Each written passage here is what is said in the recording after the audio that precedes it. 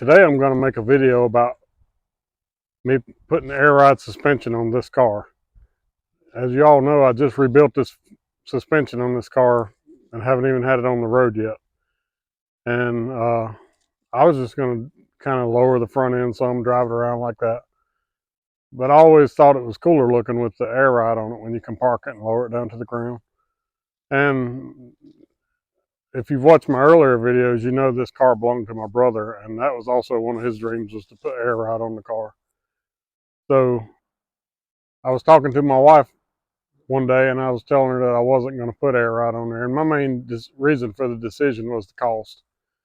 And she was like, no, you got to put air ride on there. And that really surprised me. So she don't know it, but she's a big reason that I went ahead and went forward with the air ride. So what I decided to do was try to raise the money to buy the air ride. And because I try to do my projects without really spending a lot on my household budget. So if you've watched my earlier videos, you also know that I bought parts cars for both my Impala and my Cadillac. And I really had not sold many of the parts at all. I'd really been holding on to the parts for whatever reason. So I decided to start eBaying the parts. And come to find out, the Cadillac, it was a 67 Coupe de Ville. It had a bad roof on it, but the car was in pretty good shape. When I bought the car, I paid about $2,000 for the car. I needed the instrument cluster.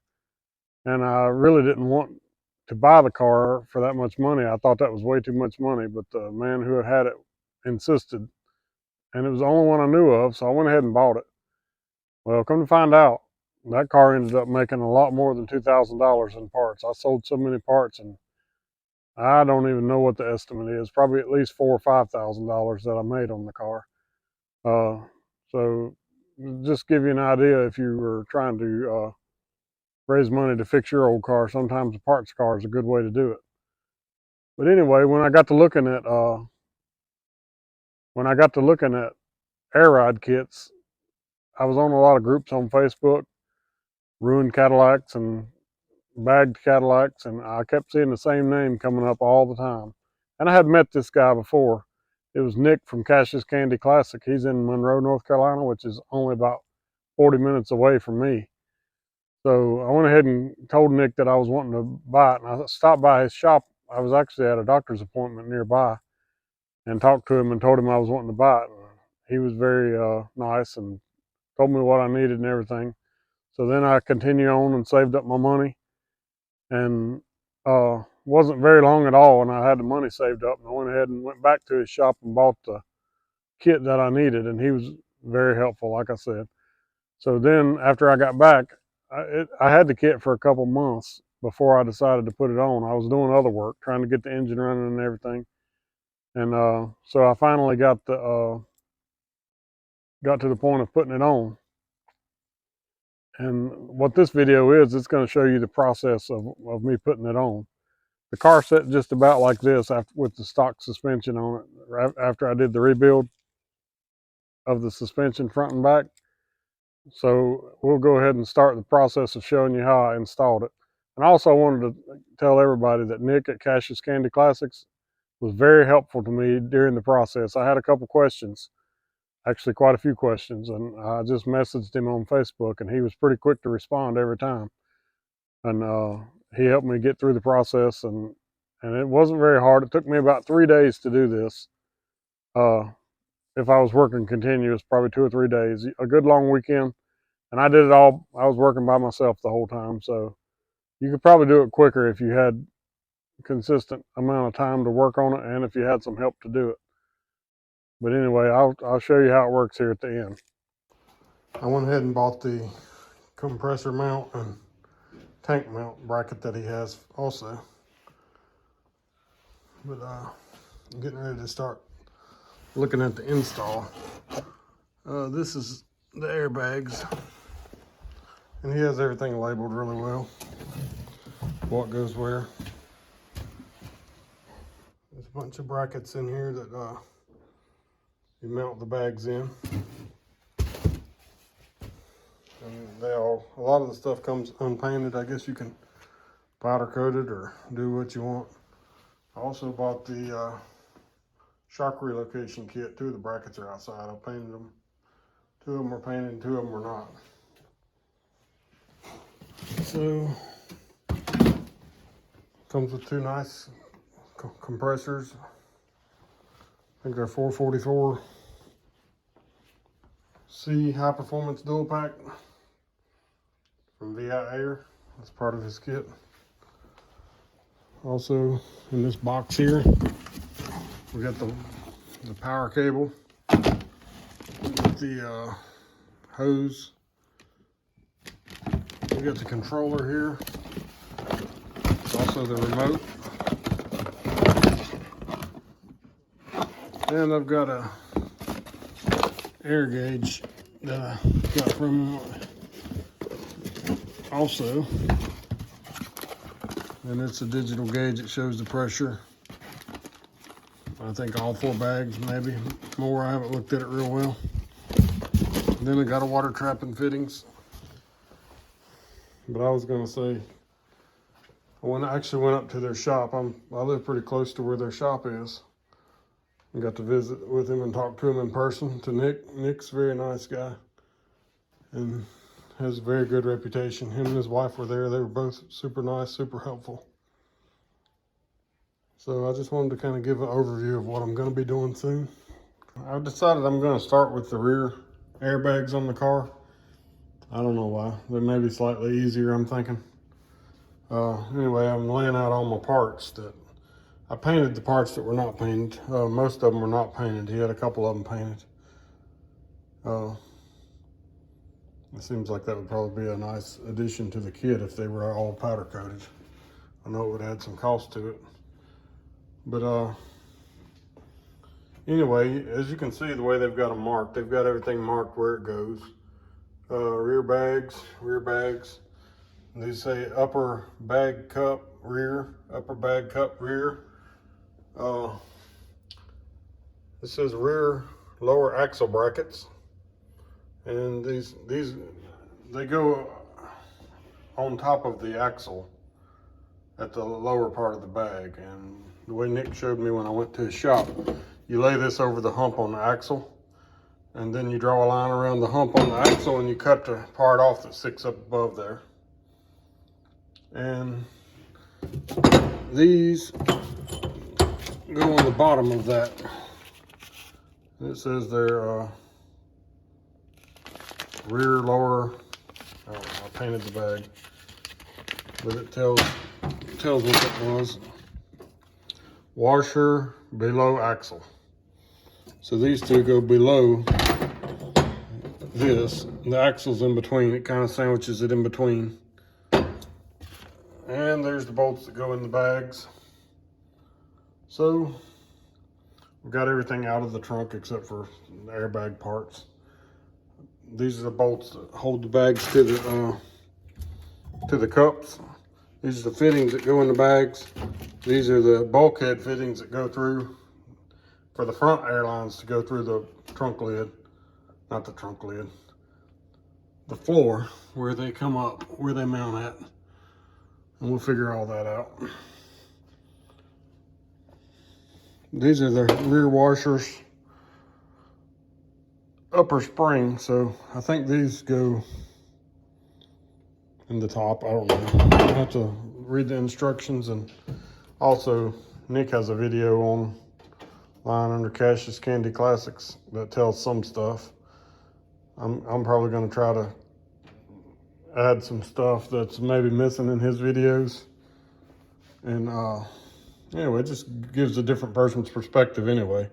Nick's very sharp. Any questions anybody has that buys his kits, he'll answer them in an instant with no problems. I've asked him a couple dumb questions and he's clarified them really quickly. So far, everything in the kits have been perfect. I thought something was wrong, but the problem was my misunderstanding of the parts. And I'll talk about that a little bit later. But anyway, that's where we're at. What we got to do underneath the car is take the shocks off at the bottom and lower the axle down. Hopefully I'm high enough with these jack stands. If not, then I'll have to raise them up some more. Yeah, it would have been smart for me to do this while I was doing my suspension. But at the time, I wasn't positive when I was going to be doing it. Okay, so I've started taking I took the rear shocks off, and it did not immediately fall down far enough to loosen up the springs. So what I did was jacked up the driver's side, and I saw that on another YouTube video. And the further you jack this up, the more it brings this down. And you know, you don't, once you get to the point where it starts lifting the body, you don't want to do it. But you can see the spring's pretty loose. So the guy said he had to pry his off with a pry bar. I'm going to jack it up as far as I can until it starts to lift the weight of the car on that side. And if I have to use a pry bar, it won't be nothing to pop it off. But it's definitely easy to do this on the back of the car. You can't do it on the front at all. You have to have a spring compressor on the front, or just cut the springs if you don't care. I've seen that's what a lot of people do. They're getting them out of the way. But these are brand new springs I'm going to resell on eBay. My front springs are not, but I'll probably still use a compressor. Okay, so I wanted to put the camera on here to show you. I jacked the other side up right into the point where it started to pick the weight off the car. And this is with both shocks disconnected, but as you can see here, the spring comes right out. So there was no need to do anything else other than jack up the other side. I didn't have to use a pry bar or anything like that. So now that side's this side's off, and I'll just do the same on the opposite if need be. And I just wanted to show that, see how easy it would be. Okay, so we have this piece. Came with the kit, and I actually did not know what to do with it. And after messaging him, Nick told me that it goes above the frame right there. And I actually remembered it after messaging. I remember he told me that. So then I take a drill bit and drill up through the hole in the middle, and then I use a step drill bit to get up to 3/4 of an inch. It goes up through the bottom of the trunk floor. So this is the hole for the airline. This is the hole for the piece of all thread. And you can rotate this thing whichever way it fits best. I'm gonna say that you want to have it.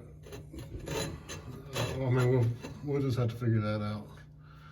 I can already see the hard part's gonna be putting the nut on that, because it's in a very awkward spot to do that.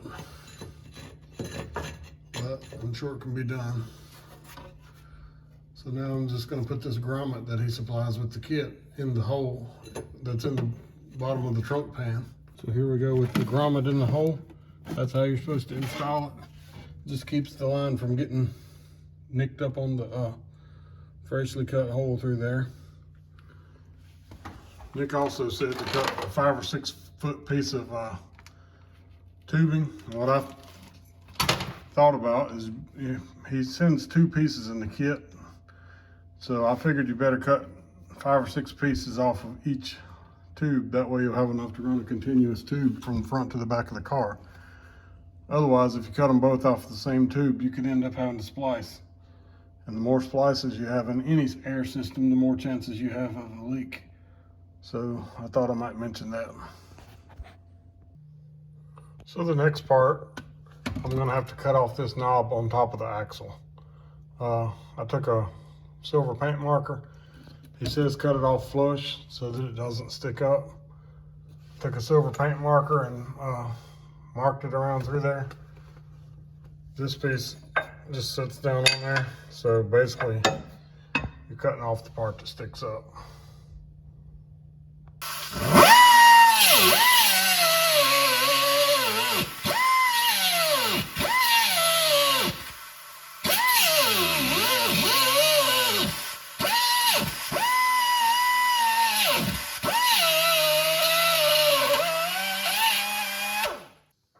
Okay, so I got the hump cut off, and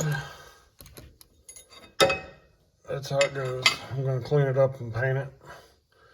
And there's another part that goes in there that he gave that goes in from the bottom for bolting into the bottom of the bag.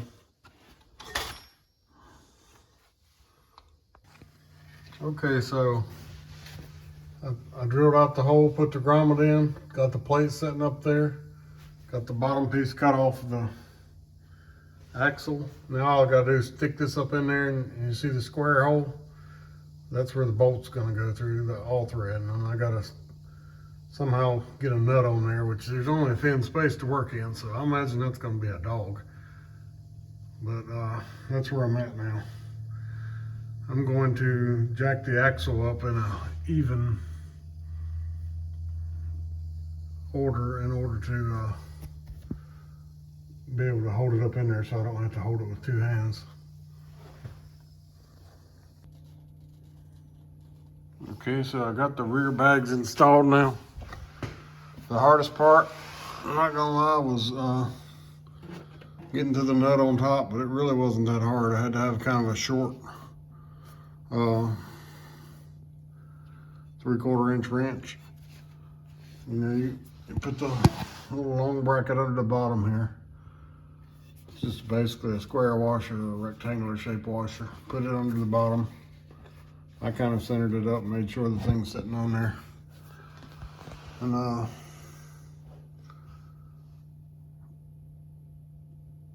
that was pretty much it. You can raise the rear end up and make sure it's not rubbing on the bags. But the back, I don't think there's a lot of clearance issues with the bags. The front's where you have more of an issue. But anyway.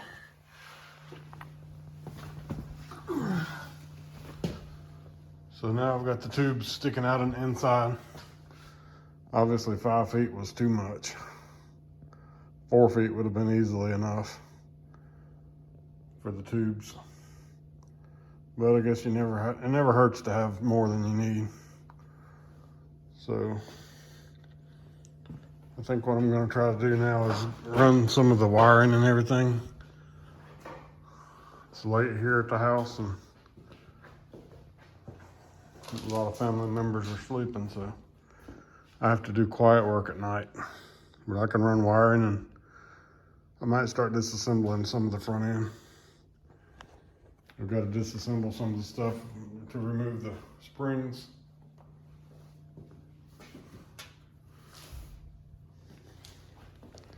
But I've got a lot of work to do that's quiet too. We got to put the tank and the compressors and all that stuff.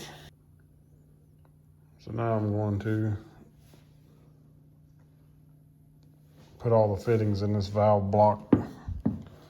So I was going to go over this a little bit. It looks like there's a spot for front lift, you know, for each wheel. And then there's spots on the other side. And these fittings here is 3/8 to 1/8 reducer. At first I thought he had sent them to me by mistake. It's supposed to have been plugs, but I didn't realize it was for the 4 gauge. The gauge that shows the pressure of each bag. And that's one thing that I got with the kit. Well, I got additional. So there's nothing that goes in the exhaust. And then there's a 5th one There's 5 sensors that goes in that gauge. The 5th one just gets the pressure from the tank, which is the same as this one, the N. So I have the actual N tube from the tank. And then I have the sensor that plugs in the same one on the other side. So basically, what this thing is 4 solenoid valves. And you control each valve separately or together. And you can raise this thing up and down. And on the wiring, this thing plugs directly into the controller. And obviously this is the ground. But that's how it works. Okay, so I went ahead and took the back seat out. On my car, I don't have any carpet in the car anyway, so it's not a big deal to take it out, and I can route my wiring that goes to the front of the car easily in the same way that they routed the factory wiring. But I'm going to run the big power wire. This big wire comes with the kit. I'm going to run that through the car underneath the carpet. Probably zip tie it to this factory wire and it goes back through here, just to keep it in a good spot. You got wiring that goes on the other side too. So most likely that's where I'll run some of it, the ones that goes to the key switch and stuff. So I'm kind of getting the layout of how I'm going to mount everything. And this thing has 2 holes over here at the sides where these humps are. And when I saw Nick when I was up there at his shop, he kind of told me that that's where he mounted these at. So this thing holds the compressors and the tank. One thing that's kind of screwy about it that I can see is the water valve in the tank is on the bottom of it, because these tanks typically mount this way, and the logo and everything that he's got on the tank is that way. So when I mount it like this, that water valve is going to be at the back of the tank, which I really don't like. I don't know how much water these things usually build up in them, but it's not going to be the best scenario for draining the tank. I would imagine he's probably going to get some tanks made with the valve in the bottom of them, or buy some tanks, and these are probably pre-bought. But the drain valve should be in the bottom. So that's kind of a downside of this that I can see. But it's kind of a nice little package to have everything together. So I guess we'll see how it works out. Okay, so I've mounted the tank to the back plate and mounted the 2 compressors. I hooked up the tube from the compressor to the tank here on both sides. Put the filters in the end of the compressors. So in this side of the tank, I've got the fitting that's going to go to the valve. The other side of the tank, I've got the fitting that's going to hook the pressure switch up to it. The pressure switch is what turns the compressors off to keep the tank from over-pressurizing.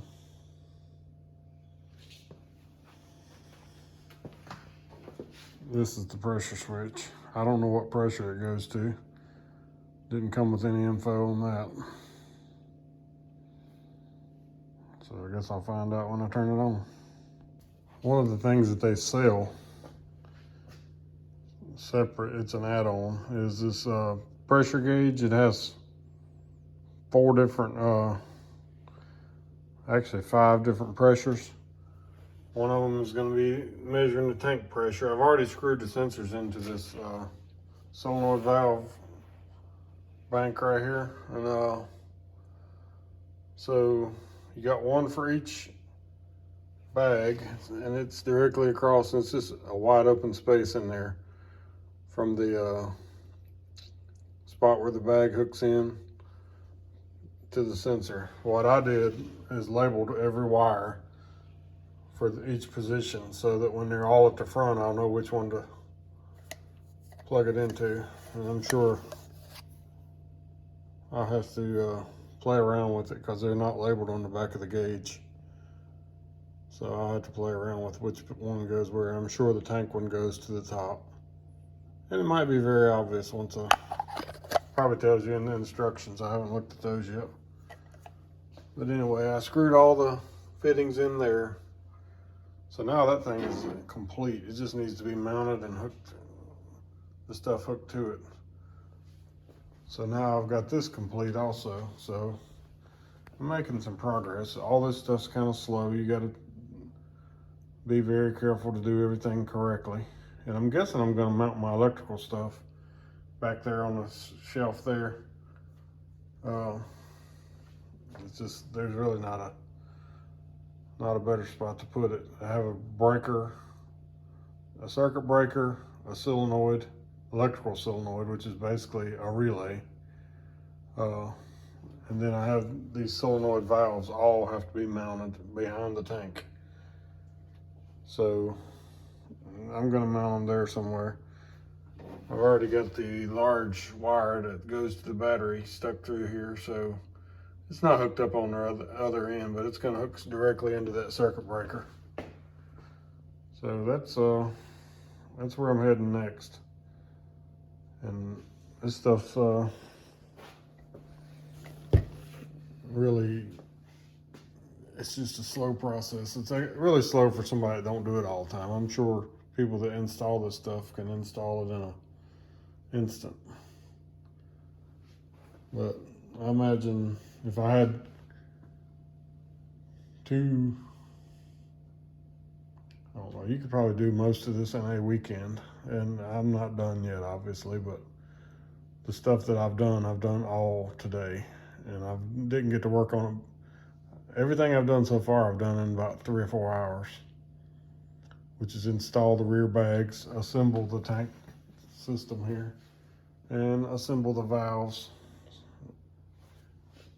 I expect that I'll complete this on my next couple days off.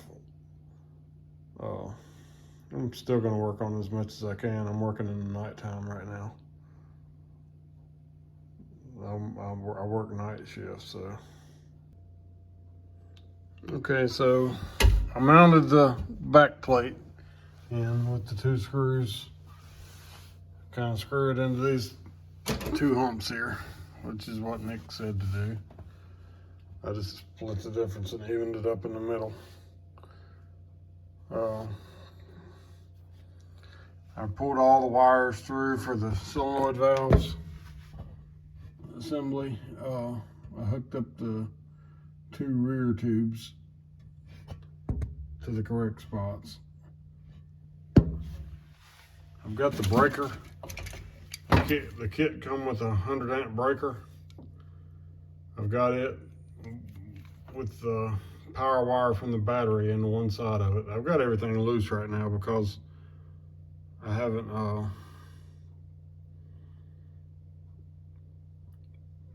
I don't know what length I need everything to be. Right now the front of this wire is not connected. So the way this has to be wired is you got your power coming in from the battery, going out from here to the top of this relay, which is 80 amp relay, to one side of this, the large lugs. The other lug has both compressors hooked to it. So you're gonna combine both compressor wires or put ring terminals on each one. Probably gonna have to extend one of them because unless you mount this thing dead center, I guess you could do that. You might mount it dead center, but it has to be mounted dead center if you want to reach both wires to it. They're kind of short. I wish they had like another foot of wire on. And then the black wire on the compressors has to be grounded. And he clearly states in his instructions over and over and over Do not use self-tapping screws for these grounds. Make an actual bolt through there with the paint sanded off and maybe some of those washers that dig into the metal. And there's several grounds that have to be hooked up. There's a ground on the solenoid, and there's going to be a so the way they're running the control for the compressors is you're going to get a keyed 12 volts coming to this, and then the other side of it's going to the pressure switch and out of the pressure switch to ground. So the pressure switch is going to break the path to ground. So basically, when your key switch is on, these things will have power to pump up at all times. And the only thing that turns them off is the key switch and the pressure switch on the end there. If it gets to its pressure that it needs to be at, then it'll stop. So as soon as you turn it on, they can turn on and run until the pressure builds up. All right, so that's, I also can run me a tube from the end of the tank here up to the input of the solenoid valves. And that's only, well, I have to also put the water trap in. It says to put the water trap in. He's got all this stuff with his logo on it.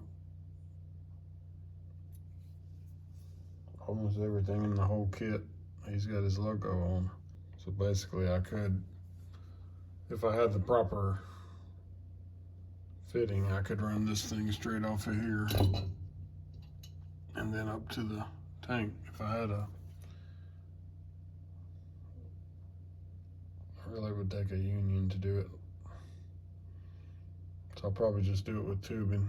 I would take a union or a nipple. If I take this off, I can use a nipple straight into the side of there, which would be nice and solid. But there's another answer to the draining the tank. You're not going to drain the tank, but this thing is going to trap the water before it goes to the bags. I don't know what kind of problems that it gives if you get water in the bags. I'm sure it's not good. Okay, so I was just going to show an update on the wiring. This one's going to the battery in the front, going through the 100 amp breaker. Going from the 100 amp breaker to one side of the relay. The other side of the relay, where this yellow ring terminal's at, is going to have both compressors hooked to it. On here, I'm just going to repeat it again. You got 12 volt switched key switch power on one side. The other side's coming out, going to the pressure switch, going from the pressure switch to ground. And essentially that's most of the wiring. You will have to hook up a power wire to the controller. There's a red wire sticking out of the controller. It'll have to go to, it goes to the same terminal, the 12 volt switched power from the key switch. So the instructions actually say you can hook it to a terminal here.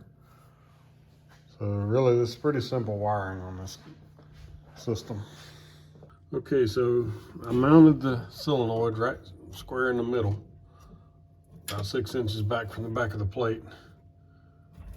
I mounted the relay directly in the middle almost too, so I didn't have to extend the wires on the compressors. I still got to clean up the wiring and stuff. I mounted the circuit breaker over to the side there. You can mount it pretty much anywhere there. And I connected the wire for the controller, the system controller, the red wire, to one side of the small terminals on the relay, and I'm going to tighten it up, but I've got to run power from the key switch to that same terminal. That's why I didn't tighten it up yet. The other terminal here on the small one is going to go to the pressure switch, and the other side of the pressure switch is going to go to ground. That pretty much wraps up all the wiring here in the back. One thing I didn't talk about was the grounds. I'm going to put a ground post. I'm going to put an actual bolt up through there and have a nut on it that's got grounding washers on there so that it digs into the metal and you get a good solid ground. That's important with everything, is having a good ground on these cars, on every part of them. I'm going to show what I'm doing for a ground terminal. What I'm going to do is use a 1/4-inch bolt, and I'm going to use some of these grounding washers. So I'll put the grounding washer on, you don't have to, but I'll put one on each side of the metal. And I'll put this up from underneath the bottom of the car, and then I'll put a nut on top of that and tighten it down good and get a good ground, and then I'll use a second nut to actually put the ground ring terminals on. Okay, so I installed the bulkhead connectors. It looks like you go back about 5 inches from the other grommet that comes through. These are for the front lines. So we'll run the line up the side of the frame, zip tying it to the fuel lines and the brake lines. And then it'll go up through here. And on the upside, the top side, we'll have some tubing that goes to the valve block. Okay, so I've got to take apart some of the stuff on the front end. Kind of sucks that I've already put it back together, but it is what it is. So I'm gonna have to take the springs out, take the shocks out, probably take this lower ball joint loose, which means I'm gonna have to take the strut rod loose, and then I should be able to lower this down and make room for where I need to clearance the pocket, the spring pocket for the bags.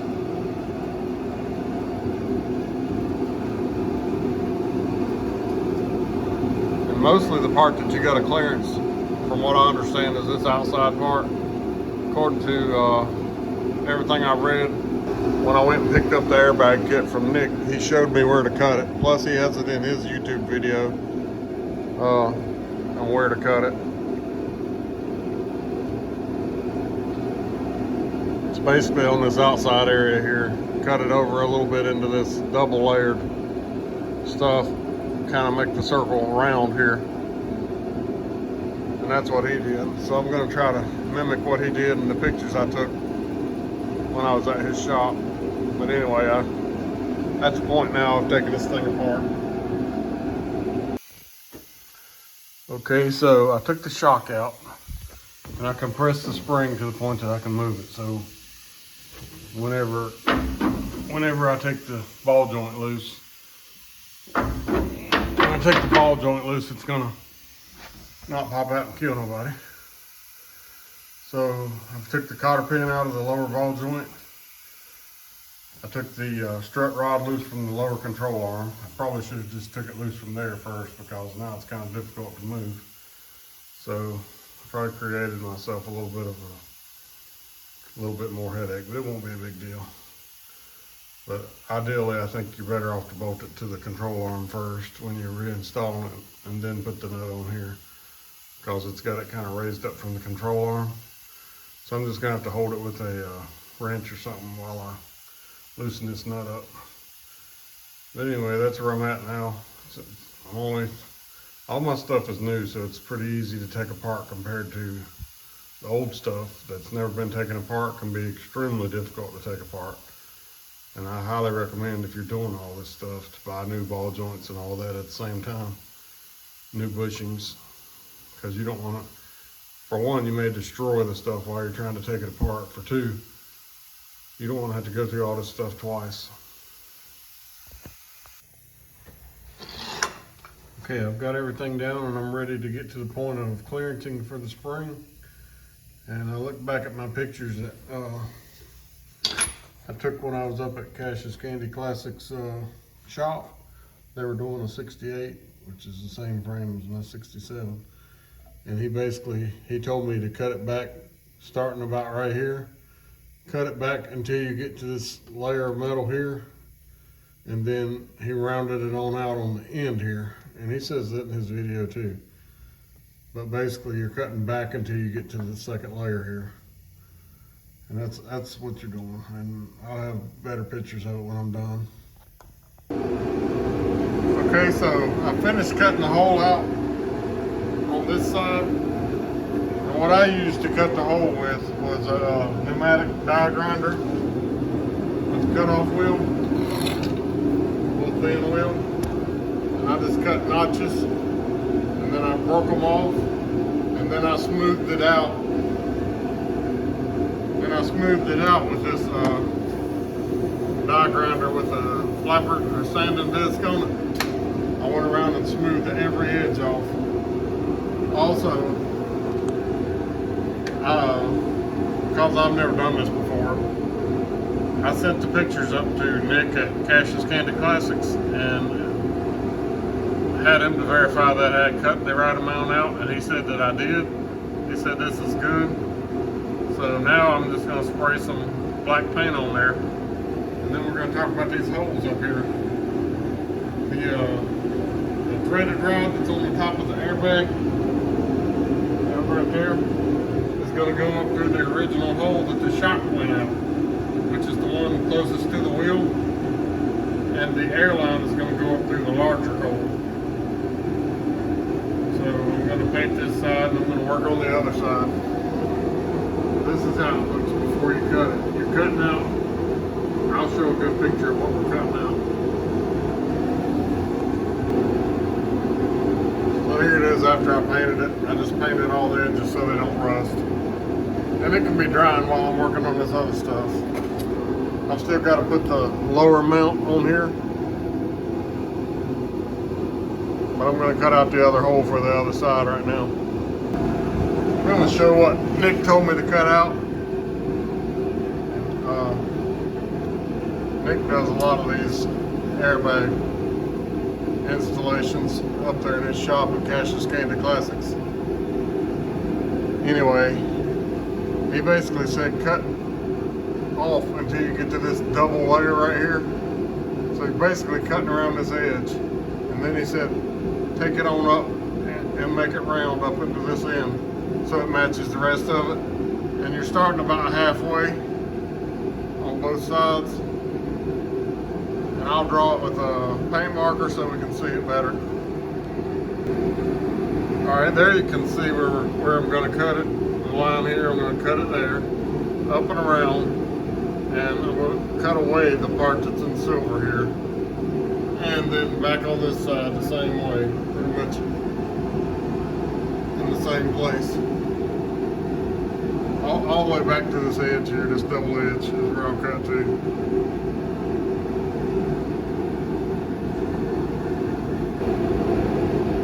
Okay, so I just wanted to show what I'm doing. In this case, I decided to try a Sawzall, just see if it'd be any faster. And it was pretty fast, but it's kind of difficult because you're jamming the blade up in the hole. My brother said a plasma cutter would be the best tool, but I don't have a plasma cutter, so. Anyway, I cut these notches out. I try to cut them so thin, then I'll take a pair of channel locks and bend them back and forth and break them off. And then I can just smooth it out. Alright, so I was just going to show now, I've got the tubes sticking out the hole to the side there. And the shock tower, or where the shock came through, is where the bolt's at. And I've got both of them loosely sitting up in the hole.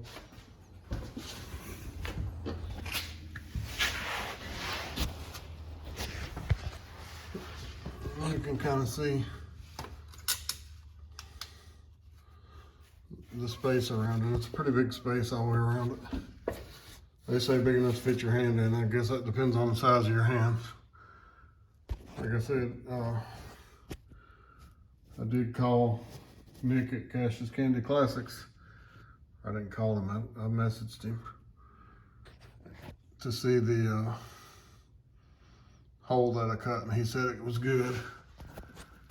And it's the same on the other side. I don't have the bags tightened up right now, so next thing I'm going to be doing is mounting the bottom, and it caps right over the original spot. You kind of center it up like that, and drill holes and bolt it to it, and it sits there. And then also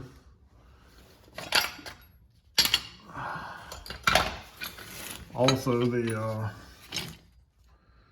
shock relocation bolts through these same two holes in the front, and then the top side bolts up here on the side of this. Okay, so what we did is laid this lower part of the mount on top of the spot where the shock went, and I centered it up in the holes. What I did, I marked the holes. I marked it with a paint marker, and then I drilled the holes. The original shock mounting hole will not work, so don't put it there. And I have the Shock Relocation Kit, which includes this bracket. It goes in the same holes as the bottom airbag mount. Okay, so I've got the airbag in place, and I've got the bracket on here, and this shock relocation bracket mounts to the same holes as the lower airbag bracket. And the upper part, the best I can tell, mounts right up here. You see the 3 marks I laid. It'll be a tight spot to drill holes, but I'm sure we can figure it out. Just looking at the pictures of the car that I was looking at, that he was working on when I was up at the shop where I bought the parts. It looks like that's how he mounted it.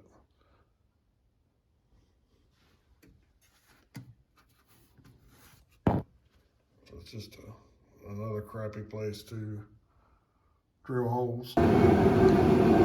Okay, so I'm talking about mounting the top of the bracket.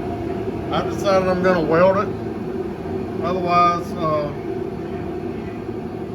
I've got to figure out a way to drill in a very tight space, and I'm not taking the car back apart again to do that. So what I did, I figured out that about where that weld overlaps is where the bottom of it needs to be. What I did was measured the shock when it's fully collapsed and when it was fully extended, and it goes from 10 to 15. And I looked at a picture of one of them I saw from Nick and Cash's Candy Classic, and it turned out to be about the same place. Then I also found on the internet on Easy Ride, they have very similar shock relocation, and theirs is pretty much in the same place, so that's where I'm going to go with. I'm going to tack weld it on, and then I'm going to test it, make sure it doesn't interfere with the drum. I feel already sure that it's not going to, but that's where I'm at. Okay, so I tack welded the top bracket on, and I ended up having to take it back off because I was too close to this edge over here. So what I'm going to say is you need to leave a gap between the top edge and the bracket of the frame, probably like almost an inch wide. And that's what I ended up doing, because the shock right here, if you put it closer to the edge, the shock ends up touching the frame right here. So where I'm at now, I'm in a spot where it does not touch. So I'm happy with it. The bottom of it is right on the seam here, the bottom of the bracket. Like I said, you can weld it on or you can bolt it on. If you don't have a welder, there's always the option to bolt it on. I personally do not want to take all my radiator and stuff apart. I don't have a drill that will get in a tight spot like that. So anyway, that's where I'm at. I'm gonna finish welding it on, and then I'm going to put the strut rod back on, and then I'm complete with this side. Okay, I just wanted to get a little bit of a video. I put the driver's side shock mount on, and it, like I said, the bottom goes right here on top of the bracket that holds the bottom of the airbag. And the top, you have to put up here, and it comes with bolts, and bolting would be good. But in my case, I didn't want to bolt it, I wanted to weld it. And it's something that you could easily remove, even with it being welded. But I put the bottom of it, the bottom of the bracket on this mount, on this line right here, kind of over here, and about 1 inch away from the edge of the frame. That way it gives clearance for the shock, so that the shock doesn't rub the frame right here. And I had a lot of questions about this because either it didn't come with directions or I lost them. So I had to do a little bit of researching, and Nick gave me some information too when I messaged him. But to me it wasn't apparent exactly how to do it. But now that it's on there, it seems very apparent that that's the way to do it. But I got it all the way up to the bump stops, and it still has more room. So it's about 15 inches when it's extended out, and about 11 inches or 10.5 inches when it's compressed all the way. So now all I've got left to do is put my other strut rod on. I put this one on. Like I said, all my stuff's new, so it's easy. If you're doing a front end rebuild at the same time, then it's gonna take you longer. Right now I've probably got about 2.5 days, and that's not good solid days. This could probably easily be done in a weekend. I've got 2.5 days of time spent with me only spending 3 or 4 hours a day. And I'm doing it totally by myself. If you had extra hands, it might go faster. But I usually work by myself. I kind of like to work by myself, that way I know everything's done exactly the way I want it. But anyway, that's where we're at. That's what's going on. When the shock comes down, airbag comes down, everything goes back to its original positions. I'm sure the bumper will end up touching once you have air in the bags. Right now I have no air in the bags. Something else I want to say is while you've got the car jacked up, it's a good time to check your clearance of the bag too. The bag's all the way collapsed. So as you can see, I can still fit my fingers between the bag and the hole all the way around. This is the tightest spot, and it's on this front here, and it's not even anywhere near tight. So I clearanced it the way that Nick recommended me to do, and that's where I'm at with that. And I'll check the clearance also once I get my when the airbags are inflated, because I don't know anything about airbags. This is the first time for me, so. Okay, so I hooked up the final wires that I'm gonna hook up, and that is the battery, the cable from the battery to the compressors. I ran it all the way from the front to the back. I ran it what's gonna be under the carpet. I don't have the carpet in right now, so. Then I had to run the wires to the gauge. This is what the gauge looks like when it's turned on. I haven't mounted it yet, but I turned it on with the key power on. The tank pressure switch cuts off at around 200 pounds. It actually went to 204, but yeah, it runs and it cuts off then. So there's 4 wires on these gauges. One goes to the battery power all the time.